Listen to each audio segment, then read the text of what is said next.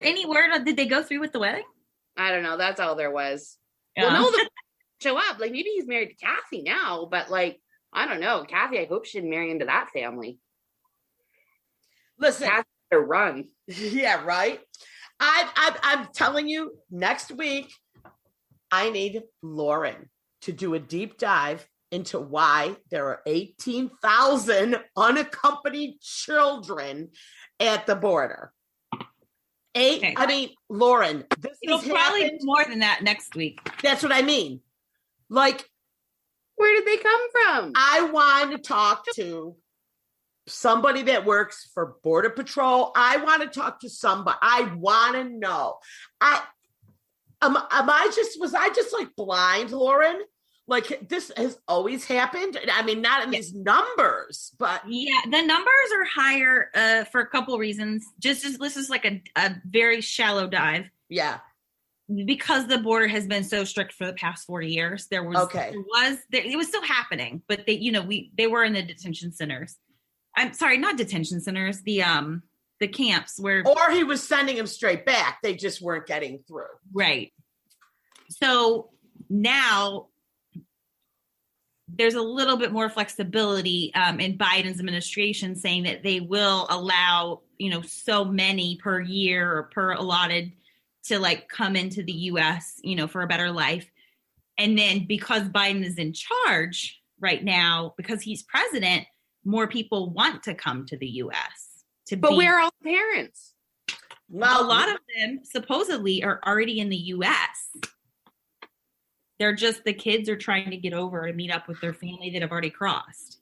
Oh. What happens is that they get separated. Like parents go, the kids get taken in. I don't know where the parents go. That's the exact same thing. That's what's happened for hundreds of years, right? People come here and then their families are back, like in Europe, their families are back in the country in Italy. They come here, get settled and everything. And then they send for the kids to come over. All right. Well, listen, here's the problem. Okay. Because I haven't taken like a severe deep dive into how exactly all of this is happening either. But a lot of these kids the cartels are being paid. There's the coyotes. The coyotes to bring all these kids over. Now, the thing that needs to happen is, I'm telling you, I am not Republican, but when it comes to this, I am like, you need to send them back, because this is just opening the door for bad things. You know what I mean? They said a lot of these cartels are bringing over all these young teenage girls just to kind of get themselves in. Mm-hmm. So, but the number, I mean, people, it's just a small percentage, but it's not from what I've been. We don't have room for them, so they're not being. My mini. I'm going to go deeper because I want to talk about this because it's. I mean, being from up here, up north, I don't know a lot about what goes on at the borders. Where we should. Sarah knows. She's from New Mexico, so I mean, they probably here obviously have more ideas of what goes on. You know what I mean? But I'm just like, holy cow, this is, a 9-year-old, 5 9-year-olds aren't trekking 1,000 miles by themselves without their parents. So something, and a friend of mine who is from she was born in a different country and it's in the Middle East. And she was like, I heard from some of my family there that people are flying into Mexico. And because it's coming with these caravans, knowing that they'll get in way easier than trying. So like some people from the Middle East, they said that there's a lot other places are now like they're paying people like, oh, come in, fly in. It won't be a bad trek. We'll get you through and then you can send. So like all of this stuff, this is way 18,000 children. This is insane. They said now they're putting him in the Jarvis Center. They're putting just the boys. Yeah, they're taking. So today they were saying they're looking at like local sports stadiums and some of the more I forget the name of it, but not sanctity cities, but it's something sanctuary cities. Yeah, sanctuary cities. That's right. And like bigger cities, I think San Diego, maybe San Antonio, they're taking some of the big sports facilities that aren't being using or convention centers and trying to move some into there. They even said one of the NASA centers, they're trying to move a bunch of kids in there just because that's the hard part. Like, it's not ideal maybe that they're all coming at one time, but because we don't have the resources or the financial situation to take care of them like there's no room for 18,000 beds. Right.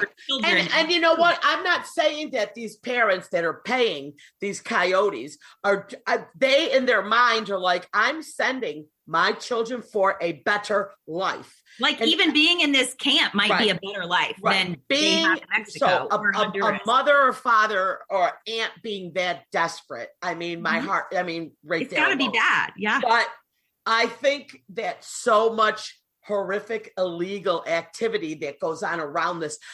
They were saying that a lot of these coyotes, I like in my dive, if the kids lose their shoes or they can't make it, Lauren, or they get tired, they just leave them. Mm-hmm.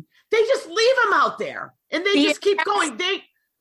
That's what I think is the problem with saying that they just need to be sent back, is because nothing's going to happen to them. Like, they're going to go over the border and nobody's going to look, at least if they're here, you know what I mean? Like, maybe stop them coming in, but they're here now. They need to be dealt with. You can't just turn them around and say they need to go back, because those kids are going to be so fucked. Like, and the administration wants to treat them with some respect. Yeah, they want to be able to get the border, and they just don't have to look after them. Yeah. So anyway, I was going to do a little more of a dive, but I mean, I guess, I know what I've been diving into this a little more because there was just like so much. I didn't know what these coyotes were. I didn't realize how often I didn't know. I'd never watched Narcos. You know what I mean? So like a lot of this is new to me. And of course, I feel horrible. I mean, for these parents that are doing it, but then at the other side of my head and my mind, I'm just like, I just can't imagine like what horrible shit's going on. You know what I mean? Yeah. And like, I feel like we can't. And then are we supposed to foster? Like, are they going to send these kids out to foster if they can't find their families? Right? You've got to find. I think they will. If they can't match them with their family. But it's going to take months and months to find somebody. Laura's a good foster. That's right. Everybody come on over. But just think of how long it's going to take to figure out. Think about how long it's going to take to figure out who has family here and who doesn't, and who's going to foster them. And we're talking months. You have a 4-year-old child who doesn't even know they can't say their parents' names, and some of them have family phone numbers like written on their arms. They said a couple of kids had them written in their hats. Okay. And one little boy, they found this one little boy, and he was 9, and he came over here by himself with just a bunch of other it's crazy. And he had his grandpa's phone number written in his cap. The foster system can't look after the kids that are American born though. Like, this is just going to be a shit show. Like, exactly. I mean, our foster system for our own American children is fucked. Right. And there's so many horrendous stories, but like, I know a family, a friend of mine in Vancouver, there's a family across the road. Now, saying that, they do take good, like the kids are well looked after. They have like 5 or 6 foster kids. But saying that, Vicky's mom has said numerous times, she's like, they 100% do this for the money. Like, they've had their house renovated top to bottom because if they're taking care of the kids and the kids are safe, I don't have a problem with that. It's the ones that are mistreating them, Yeah. It's almost like they're collecting them. Like, they have 5 or 6 of their own kids, and then they have 5 or 6 of these foster kids. And like, what though? But if the kids are well looked after, it's, I don't really have a problem. Growing up, there was a family on my street that would take in fosters, and they were huge gamblers. And at that time, it was just like bingo. Like, they would be at bingo every night. That was like, the big gambling. Mm-hmm. They always left the foster kid there to babysit their kids. She was definitely abused by them. Like, it was just a bad situation. And clearly they would admit, we only foster older girls so that they can babysit. And You know, and it was a neighbor on the street. And and I remember that. And I'm just like, that's the other thing, like, how horrible is this to say, but how many of these kids are going to wind up being like the housekeeper? You know what I mean? Like, and a lot of a friend of mine was in foster care when she was young. And it was a religion, like the church matched them all up, but they were crazy. Religious, like they would speak in tongues, and she was abused that way by dealing with all of that. You know what I mean? Yeah. So, and like the 18,000 kids, like you can only so much background checks on people. If people are going to line up and say, yeah, I'll take a kid for sure. I'm just like, yeah. So I'm going to take more of a dive. I mean, are those numbers inflated? Because it was 4,500 2 days ago. What the hell? Where'd this 18,000? It's like, what They said 18,000. I think they said they're anticipating another 16,000 in April. This is insane. Just with like how it's trending. Remember, was it in the fall where they like found all the missing kids? Like they're like, oh, there's like 30 missing kids or something we found. And then it was like 700. And they're like, how did this jump? Like, you had like 30 kids you couldn't account for, and now there's like hundreds of kids. Like I remember that. Yep, I remember that. Yeah. So I mean, it's a real mess down there, and I know Biden put Kamala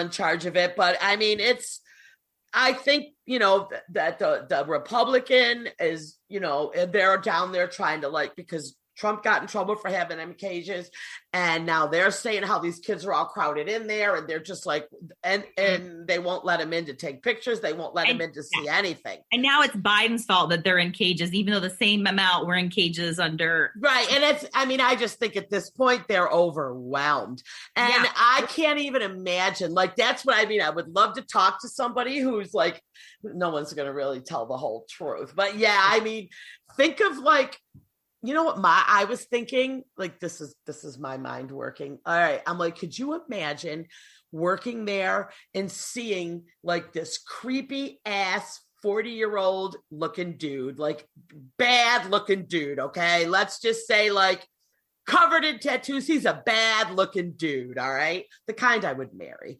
Anyway. Okay, picturing it. Okay. So he's coming across and he's got 4 little 10-year-old girls with him, and he's saying, these are my daughters. But in your heart, that's not his daughters. You know what's going on. He's smuggling those kids in, okay? Whatever. And you can't do shit. Could you imagine that job? No, not at all. But that's happening, Laura. And who do you think's... I mean, what do the Coyotes do? Just push them up to the border and then they just turn around and go back for more? I was just thinking, that reminded me of... what is it? The show that's coming back in May, Handmaid's Tale, where they're trying to collect the children in trucks, and the parents will literally, the mother, if it comes to it, will hand the child off to go to Canada to be a better place than like that. They know they'll get killed, but the kid won't. So you just leave the kid and you run back. The whole situation from top to it's a sad thing. And I know, Biden was saying what he needs to do is you got to make conditions better in Guatemala. That's going to take years and years to even try to make conditions better. Because a lot of them are coming right through Mexico from Guatemala and Haiti and Honduras. Yeah. They said those are I think 2/3 of the kids right now are from Honduras, who had the really bad hurricane last year. And that's taking them a year to walk up there. That's far. Yes, they did. They hiked far. Yeah, it's in 6 or 7 months. Jesus Christ. I mean, that's how bad. I mean, think about who did. I mean, everyone came to America, and Well, and that's the thing I've always thought. For a better life. So how do you draw the line of? Yep. Exactly. My family all came to America right through Ellis Island my grandmother came on that boat. I think it was a 19-day trip she took on a boat. I don't know. I mean, we're talking. Yeah. And guess what? Somebody already lived here and they came for a better life. These people are coming for a better life. And her aunt, her aunt brought her and left. Her mother wasn't even here. She came with her aunt. She was only like 11. And when I went and looked on Ancestry, we tracked it right down to the ship, and we saw the signature that they did for her. And you could buy it and